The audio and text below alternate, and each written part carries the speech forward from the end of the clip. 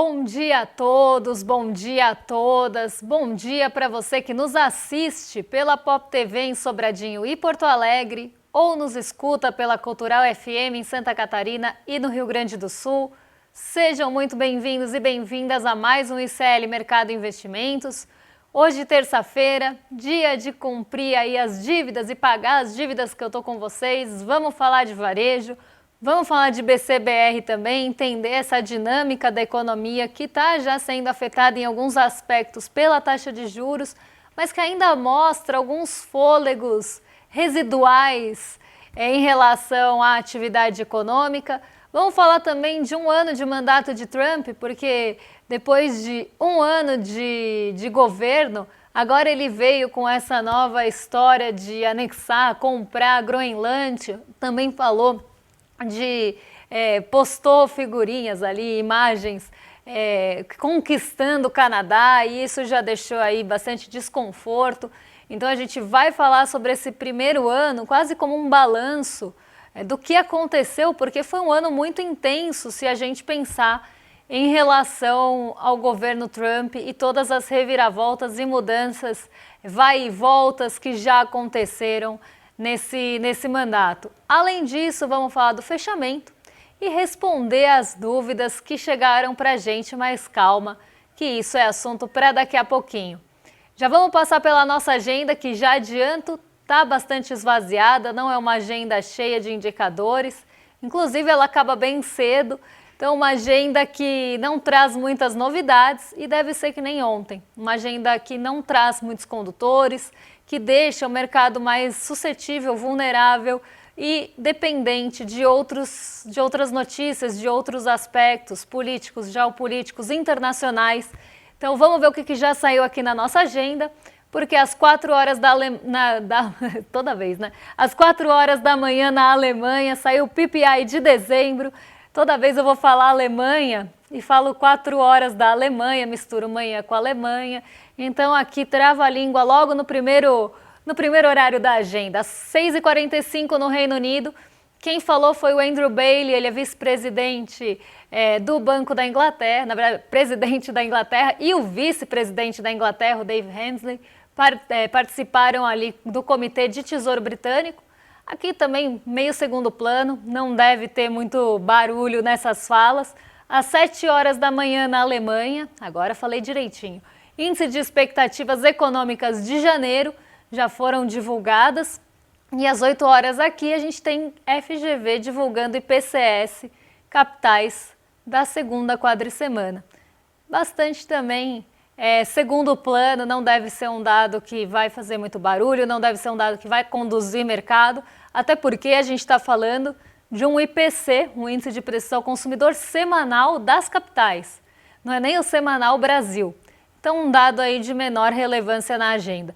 Na Bélgica tem reunião do Ecofin e além disso tem o Fórum Econômico Mundial de Davos, que a gente tem já começando desde ontem na agenda, mas que deve entrar bastante no radar amanhã, porque quem fala amanhã é o Donald Trump, que é assunto para daqui a pouco, e muita atenção voltada para essa fala de Donald Trump no Fórum Econômico Mundial. Está todo mundo esperando para ver se ele vai falar alguma coisa em relação à política fiscal, em relação à política econômica dos Estados Unidos e até outras esferas. É uma fala bastante aguardada, principalmente nesse momento de tensão envolvendo os Estados Unidos, envolvendo o seu governo e todos os outros países, né? Todos os países até de forma geral, porque agora Donald Trump comprou briga com a União Europeia, comprou briga, já tinha comprado briga com outros países, se a gente pensar,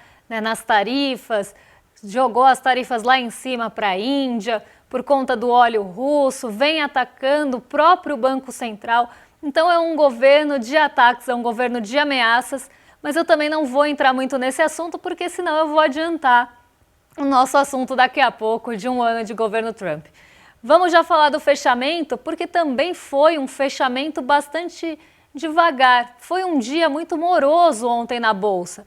Para quem lembra, para quem assistiu o Mercado de Investimentos ontem, deve lembrar disso, mas para quem não assistiu, vou deixar todo mundo na mesma página. Ontem teve feriado nos Estados Unidos, feriado de Martin Luther King, e os mercados ficaram fechados por lá, tanto o mercado de ações quanto o mercado de tesouro, o mercado das treasuries. Então foi um dia que não teve a negociação nos mercados nova-iorquinos, e isso deixa o resto do mundo sem algumas referências, como por exemplo as referências para o dólar. Então o Brasil e os outros países acabaram, né, tendo as suas movimentações, o seu dia sem essa referência de Nova York. E quando a gente não tem o mercado do país norte-americano funcionando, a liquidez também fica mais enxuta. A gente tem menor volume de negociações, sem contar na falta de indicadores, porque ontem foi um dia de poucos indicadores. Não só pela ausência de indicadores dos Estados Unidos por conta do feriado, mas também porque aqui não saiu muita coisa. Quando a gente pensa na nossa agenda de ontem, o que vem à cabeça? O relatório Focus e o relatório, a balança comercial semanal. Então não foi um dia de grandes condutores. E o que acabou ficando no radar, o que acabou tomando protagonismo e até uma maior participação na negociação foi justamente o que já estava rondando, o que já tinha sido discutido, que é essa tentativa de compra, de anexação da Groenlândia por parte de Donald Trump. Então isso ficou pairando no ar, isso ficou bastante no radar e acabou mexendo com os ânimos dos investidores dos mercados que estavam abertos. Inclusive lá na Europa, justamente por ter ali essa tensão acirrada, não só pelas tarifas, porque para quem assistiu e para quem não assistiu já vou trazer aqui, Donald Trump ameaçou tarifas para quem não apoiar a compra da Groenlândia por parte dos Estados Unidos. Hoje a Groenlândia é um território semi-autônomo que pertence, de certa forma, à Dinamarca. E quem não apoiar, né, quem se opuser de alguma forma a essa compra, vai sofrer tarifas e possíveis sanções vindas dos Estados Unidos. Tarifas que num primeiro momento podem ser ali de 10% de sobretarifa, mas pode chegar até 25% no meio do ano. Então Donald Trump está usando mais uma vez o braço econômico e de comércio internacional para pressionar os países a apoiarem as suas atitudes de garoto mimado. E isso fica cada vez mais evidente. Não foi a primeira vez que ele fez isso, não foi a segunda nem a terceira. Eu poderia contar quantas vezes, já podíamos entrar até no balanço, né? Porque a gente pode contar quantas vezes ele já não fez isso ao longo do seu primeiro ano de mandato. E não foi diferente dessa vez. Ele subiu o tom, colocou ali essa negociação em jogo e começou a pressionar os países europeus a apoiarem a sua atitude. Quem não apoiar vai ser sobretaxado. E no caso de relação comercial, Estados Unidos e Europa, você tem até uma dependência grande de exportação de produtos europeus para os Estados Unidos. Os Estados Unidos são um destino importante dos produtos europeus. Até por isso o comércio, né, aquele acordo de comércio do Mercosul com a União Europeia é tão importante, porque tira um pouco desse peso, ou tenta tirar um pouco desse peso de dependência da Europa com os Estados Unidos, porque hoje é um destino bastante importante. E traz também toda aquela questão do multilateralismo, para quem estava assistindo agora. Em detalhes, a gente conversou bastante sobre isso, eu e a Gabi, porque é um marco mais político do que econômico nesse primeiro momento, principalmente nesse contexto que a gente tem de Donald Trump e de Donald Trump usando a sua forma autoritária de governar para impor as suas vontades. E a Groenlândia vem nesse sentido e foi realmente muito mal recebida essa notícia, como deveria ser, pelo mercado financeiro ao redor do mundo. Mesmo com a ausência dos mercados em Nova York, os mercados europeus caíram bastante. Aqui no Brasil a gente ficou bem perto do 0 a 0. Foi um dia muito morno no Brasil. A Bolsa Brasileira subiu 0,03, muito perto da estabilidade. Aqui a gente está vendo a movimentação de ontem, né? Porque Nova York estava fechada, então é realmente o fechamento do dia anterior. E 5,36 foi o patamar que fechou o dólar, com também alta de 0,01. Então, um dia que todo mundo rondou a estabilidade, porque faltaram indicadores econômicos, tanto dentro do Brasil quanto fora, que pudessem puxar essa negociação. Quem ficou ali mais em evidência dessa vez foi a Petrobras de novo, mas aqui também equilibrando um pouco a queda de outros setores, então sem muita expressividade da Petrobras para levar esse Ibovespa para uma direção única. Realmente um dia de amorno mesmo, dia moroso para as negociações, até com um volume pouco expressivo por conta do feriado lá fora. E isso mostra, né, como a gente fica vulnerável a fatores internacionais ou fatores políticos, geopolíticos, quando a gente não tem indicadores econômicos. Nessa ausência sempre tem um indicador que ganha mais relevância, justamente tentando mostrar ali algum caminho possível. Mas, no geral, todo mundo ficou em compasso de espera, meio que esperando aí as cenas dos próximos episódios para se posicionar. Num cenário conturbado de incertezas, ainda mais sem a referência lá fora, todo mundo ficou mais em espera, um pouco de realização de ganhos do que qualquer outra coisa. Então, um dia bem morno, sem muita coisa para falar, mas só queria trazer que esse ponto da Groenlândia ficou em evidência e acabou mexendo muito mais com os mercados europeus, que caíram mais de 1%. Então foi um dia bastante conturbado por lá, mas aqui esse movimento chegou bastante enfraquecido e a gente ficou muito perto do 0 a 0. Sem grandes movimentações na nossa bolsa, já vamos passar para o nosso assunto do dia, que é um autoritário. Eu ia falar em Nova York, né, porque é quase automático falar isso, mas um autoritário em Washington. Donald Trump agindo aí como quem quisesse, como quem quer, na verdade, porque ele continua querendo mandar no mundo, vem mostrando cada vez mais esses traços autoritários e de imposição e negociação desigual que a gente tem falado desde que ele ganhou a eleição. Não é surpresa para ninguém, né? Inclusive nosso departamento de memes trabalhou hoje, daqui a pouco vocês vão ver, porque essa foto que foi usada aqui de cabelos esvoaçantes lembrou propaganda de shampoo para o nosso departamento de memes, mas daqui a pouco a gente mostra para vocês. Então, notícia aqui no nosso site: com ofensiva autoritária, Trump completa 1 ano no poder e tenta impor sua ordem mundial. Uma das eleições mais consequentes da história recente abriu o período de profunda turbulência global e doméstica. E toda essa turbulência deixa muita incerteza. É o que eu sempre falo aqui. Não é de hoje que eu estou falando isso. Aliás, eu venho trazendo essa metáfora há algum tempo, inclusive metáfora essa que eu peguei emprestada do próprio Banco Central dos Estados Unidos, porque eu achei ela muito didática também. Se você está andando numa estrada e está uma baita de uma neblina e você não consegue enxergar nada à sua frente, o que você vai fazer? Você acende um farol ali que diminua, que melhore essa visibilidade na neblina, vai devagar? Ou você encosta, não toma decisão, não vai para frente nem para trás, espera essa neblina passar, ter um pouco de mais visibilidade à frente e aí sim você caminha. Os Estados Unidos estão gerando essa neblina. É mais ou menos isso que o governo Trump tem feito desde o começo, porque sempre tem esse modo de agir.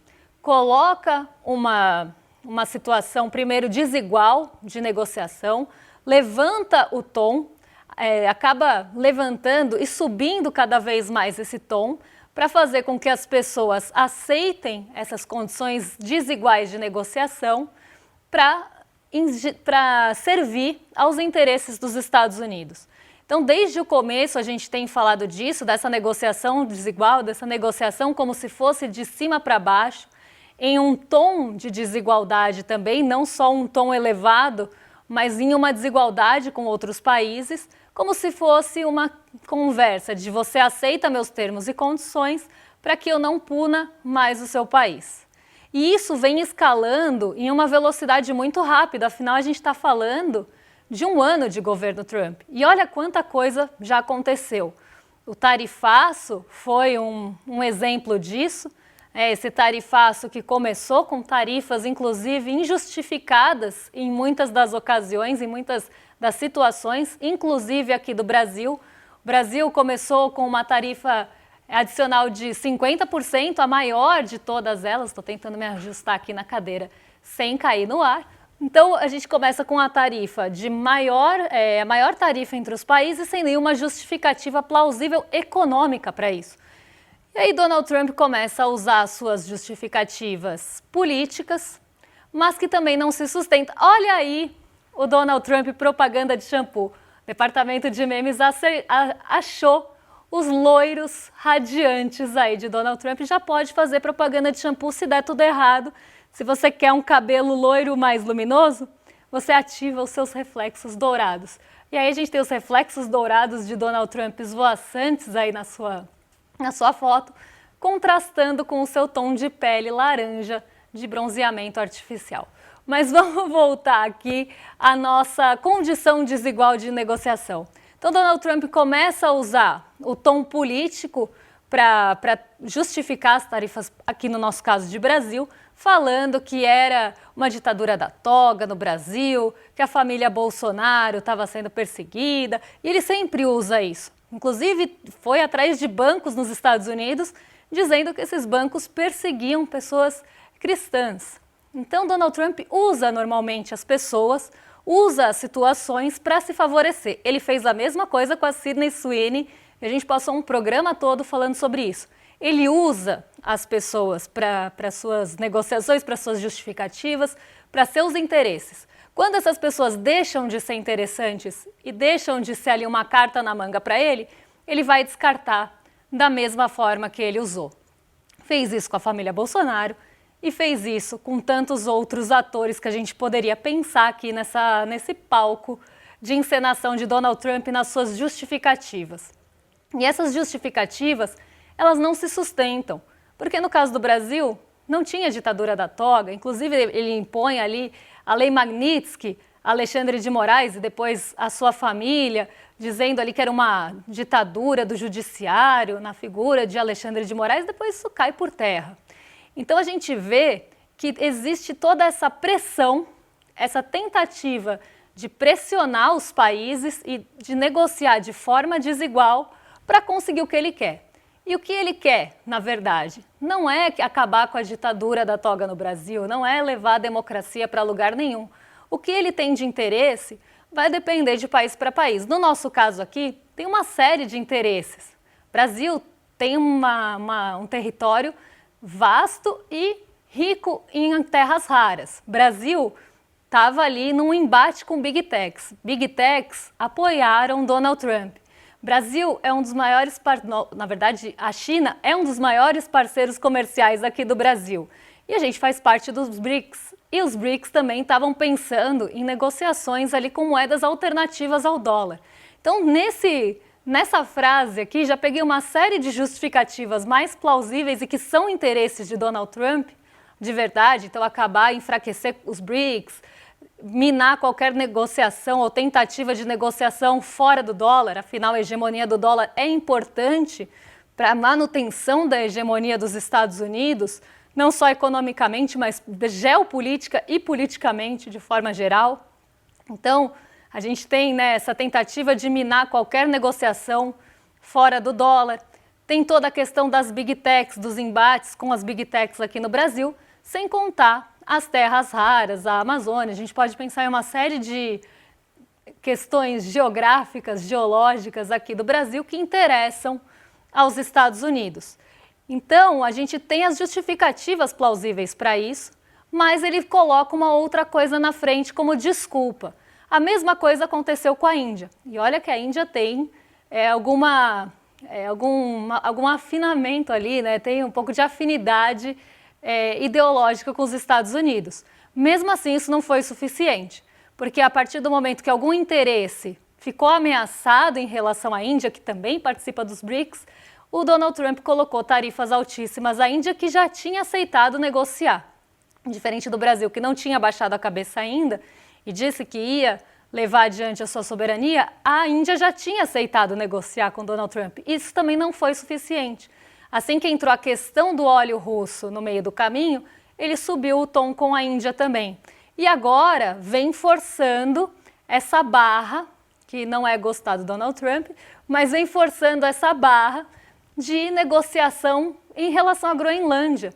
Então impõe ali as tarifas à a Europa, a União Europeia, para que eles apoiem a compra e anexação de um território que não é dele, mas que ele tem muito interesse, seja pelo petróleo e gás subglacial, seja pela possibilidade de ter minerais raros lá também, ou pela posição estratégica que está a Groenlândia, porque quando a gente olha aquele mapa esticadão, que é o que a gente normalmente vê, não parece que é tão estratégico assim. Até porque aquele mapa distorce muita coisa. Mas quando a gente olha outros mapas, a gente vê que, por mais confusos que eles pareçam, a gente vê que a posição é estratégica, porque de certa forma está ali em cima no norte da Europa e tem também uma proximidade com o Canadá, que chega a ser alvo de Donald Trump, afinal ele fez brincadeira colocando ali Canadá como se fosse território dos Estados Unidos, bandeirinha, etc., na Groenlândia, fazendo piada com a anexação do Canadá também. E do outro lado eles já têm o Alasca, que é por onde passa o Estreito de Bering, que leva à Ásia. Então você tem ali a Groenlândia em cima do norte da Europa e também com uma certa proximidade da Rússia, e toda a questão do tráfego naval que acontece ali, e você ainda tem o Estreito de Bering do outro lado, que é perto do Alasca. Então, você tem, né, quando a gente olha o mapa plano, talvez isso não tenha tanta representação para a gente, mas se a gente pensar da forma real da coisa, né, que a gente sabe que a Terra não é plana, quando a gente pensa na forma real da coisa, a gente consegue entender essa localização estratégica. Então é um ponto estratégico pensando geograficamente, de localização, é um ponto estratégico pensando em geopolítica e é um ponto estratégico pensando em possibilidade de extração de minerais raros, de extração de petróleo e gás subglacial, e isso interessa e muito para o Donald Trump. Ah, Débora, mas pode ser que não seja para agora, porque é uma extração que pode ser dificultada. Mas ele já está de olho na possibilidade de poder extrair ali. E se puder extrair, vai ser um território muito enriquecido para o futuro, pensando na tecnologia, pensando na inteligência artificial. Então, Donald Trump não dá ponto sem nó. Isso sem contar todas as outras coisas que ele fez em um ano de mandato. Como eu falei, era tarifa fatal, porque de um dia para o outro, todo o cenário mudava. Ele fala uma coisa de manhã, muda de ideia à tarde e à noite ele tem outra opinião. E isso gera muita instabilidade para os mercados, isso gera muita instabilidade para os países, de forma geral, porque ninguém quer tomar decisão em um cenário que não se sabe o que vem pela frente. Olha o que ele fez também com a Venezuela. Ele vai, prende, sequestra, e aí tem uma série de questões jurídicas que eu não vou entrar em relação ali ao Maduro. Ele sequestra, vamos usar essa palavra aqui, embora tenha toda a discussão jurídica em cima disso, tira um presidente de um país e começa a ditar regras também para aquele país. Quase um neocolonialismo ali com os Estados Unidos, naquela coisa de vai comprar só de mim, coisas que a gente não via há muito tempo, e agora ele vai para o ataque e afronta a Groenlândia. Qual vai ser o próximo país que ele vai afrontar? Qual vai ser o próximo país que ele vai acabar ameaçando? Porque tudo do Donald Trump é em tom de ameaça. O próximo alvo dele é o Canadá, como ele vem brincando. E como isso vai escalar? Porque ele começa com uma brincadeira, com um tom ali de ameaça, inclusive o secretário dos Estados Unidos falou ontem que é para levar a sério o que ele fala, porque é literal. Então isso gera preocupação, não só em relação à Groenlândia, mas qual vai ser o próximo alvo de Donald Trump? Qual que é o limite dessa conquista que ele quer realizar, que ele quer executar? Quais são os próximos países de interesse que ele pode ter? E se for o seu país num próximo momento? Então, a gente tem que ficar muito atento, porque ele começa com um tom ali de brincadeira, vai realmente e executa a coisa, ou tenta executar, e quem não aceita, ele começa sancionando economicamente com tarifas, mas isso não impede que o próximo passo seja bélico e militar. Isso vem numa toada de tentativa de demonstração de poder.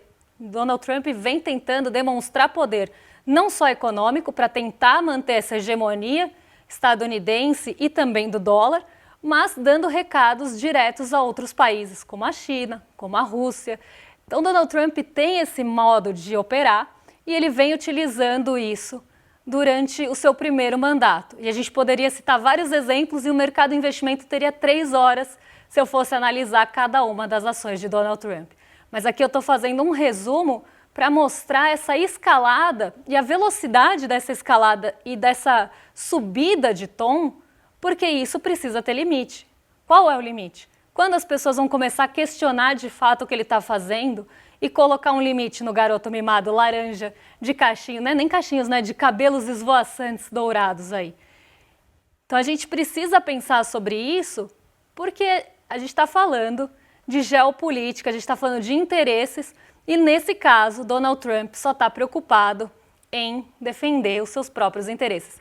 Eu falei que eu ia cumprir minhas dívidas hoje, mas elas vão ficar para amanhã, porque agora a gente tem um momento muito especial e eu quero convidar vocês a também perguntarem as suas dúvidas, trazerem as suas dúvidas para o mercado de investimentos, porque hoje a gente tem a dúvida de uma pessoa mais que especial e que vocês conhecem e eu vou responder ela rapidinho, vou tentar ser o mais breve possível. Débora, como é que fica o FGC, o Fundo Garantidor de Crédito, para aqueles credores que compraram CDBs do Banco Master? A gente tem falado diariamente aqui do escândalo, da fraude do Banco Master. Como que essas pessoas podem solicitar? Quando que elas devem começar a receber? Essa pergunta da Gabi é ótima e eu vou essa semana, até o Mapa da Mina, então um pouquinho mais de uma semana, responder as dúvidas tanto dos jornalistas quanto as dúvidas de vocês. Então eu quero convidar toda a nossa audiência a deixar dúvidas no chat durante essa semana, porque a gente vai pescar essas dúvidas e eu vou responder ao longo dos programas, junto com as dúvidas dos nossos jornalistas que vocês já conhecem. É o momento do Mapa da Mina, porque a gente está cheio de dúvidas e o Mapa da Mina também vai esclarecer essas dúvidas. Mas a gente já vai começar por aqui, quase num esquenta Mapa da Mina.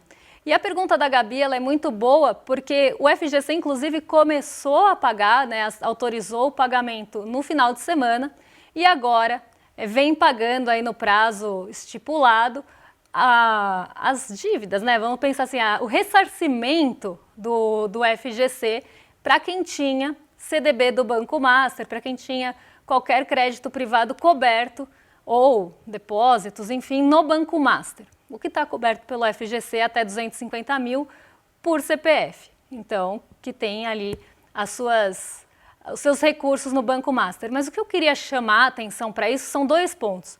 Primeiro, depender do FGC é muito ruim, porque pode ter morosidade, como teve nesse caso, que o pagamento atrasou de certa forma, normalmente são 30 dias úteis, levou um pouco mais do que isso e gerou muita incerteza, justamente por todas aquelas interferências e intervenções do TCU. Então isso atrasou um pouco o processo, mas mais do que isso, e se isso fosse para frente, e se os questionamentos continuassem, e se houvesse realmente tentativa de reversão da decisão do Banco Central, esse processo ia ser mais moroso ainda, ele ia ser mais lento. Então depender do FGC não é bom, né? Não é bom contar com a garantia do FGC para você escolher o seu investimento. Então, se algum consultor, assessor, alguém do banco, gerente, enfim, vier com um papo para você de essa taxa é muito boa e você tem como garantir o FGC, toma cuidado, porque ter a garantia do FGC, tudo bem, ela existe, mas ter que contar com isso, já contando com esse seguro, não é bom. Não é legal você entrar, inclusive, nesse desgaste, porque você precisa pedir na plataforma. Existe um desgaste. Hoje ele é muito mais fácil por conta da tecnologia, mas é um desgaste também mental de você ter que ficar acompanhando ali, de ficar preocupado com o recebimento. Então, realmente não é legal. O outro ponto que eu queria trazer em relação ao FGC, em relação a toda essa situação, aos assédios que estão acontecendo agora para quem vai receber o dinheiro do Banco Master. Então os bancos, as corretoras já estão assediando os clientes para tentar pegar esse dinheiro, né? Eu até brinquei ontem, o morto nem esfriou, eles já estão tudo ali em cima para tentar pegar esse dinheiro e aplicar no banco deles. Vai saber colocando onde, né? Provavelmente onde é mais interessante para o banco. Então vão trazer como uma grande novidade, como uma grande oportunidade de ganho em um dinheiro que você acabou de ter um desgaste para receber. Então 2 pontos aqui, não contem com o FGC porque pode ter morosidade, a gente não quer passar por isso. E o segundo ponto é cuidado com as ofertas que vêm agora para você que está recebendo dinheiro do FGC, porque o banco sabe. Ele sabe, inclusive, que vai cair naquela conta e tudo mais. E aí ele vai abordar você, ele vai assediar você, porque está todo mundo de olho nesse dinheiro que vai entrar, porque todo mundo quer essa captação. Então, tomem cuidado, inclusive, com as ofertas que vêm agora, e para vocês ficarem blindados em relação a isso e não cair em ciladas dos bancos, o Mapa da Mina está chegando aí, dia 29 de janeiro, quinta-feira, às 8 horas. Eu respondo, inclusive, hoje é terça. Tem alunos que vão ter aula comigo hoje, a gente fala muito sobre esses assuntos, como a gente foge dessas ciladas, se é cilada ou não, a gente analisa junto investimentos e tudo mais. Então, você quer ficar por dentro do que está acontecendo, conhecer o momento, o contexto, o momento econômico? iclmercado.com.br, já se inscreve, garanta a sua vaga para no dia 29 a gente estar juntinho, eu, você, o Edu, para não deixar isso acontecer daqui para frente, se você teve aí o seu dinheiro ressarcido agora pela aplicação do Banco Master. Lembrando, quando entra na FGC, acabou o rendimento, hein? Rende só até o momento da liquidação. Entrou na FGC, nem rende mais. Ah, mas Débora, a taxa era muito boa. Mas aí teve toda a dor de cabeça que veio depois. Então a gente não quer ter dor de cabeça. Dito isso, vou jogar para os nossos vizinhos de cima. William De Luca e Lucas Rocha já estão prontos para receber vocês. E amanhã eu estou de volta para falar do que mexe com a nossa bolsa, com o nosso bolso, com as nossas vidas. Espero que Donald Trump e seus cabelos esvoaçantes não tomem todo o programa para eu poder falar das questões brasileiras. Já que a agenda está esvaziada, amanhã eu conto para vocês. Um beijão e até lá, pessoal! A esquerda do Brasil realmente, em boa parte, virou uma esquerda caviar. A direita do Brasil, ela é hoje em dia muito mais jovem do que as pessoas imaginam. O ICL resolveu rodar a maior pesquisa de opinião já feita no Brasil até hoje, usando o que existe de mais moderno em tecnologia de pesquisa. E os resultados são não só surpreendentes, mas em alguns casos devastadores. O pensamento dos segmentos da população que são mais atingidos pela violência, pelas maldades do sistema, são aqueles que estão se tornando mais conservadores e que pedem mais violência. Se você quiser assistir em primeira mão esses resultados, que vão ser uma revolução na forma como as pessoas enxergam o Brasil e os brasileiros, 22 de janeiro, uma quinta-feira, às 8 horas da noite, você vai participar desse evento gratuitamente. Você sabia que todos os nossos programas estão no Spotify? A notícia não pode parar e agora você pode acompanhar todos os nossos programas onde e quando quiser. Siga nossos canais no Spotify e tenha acesso ao Chico Pinheiro Entrevista, Desperta ICL, Rolê e muito mais. ICL no Spotify. Informação que te acompanha.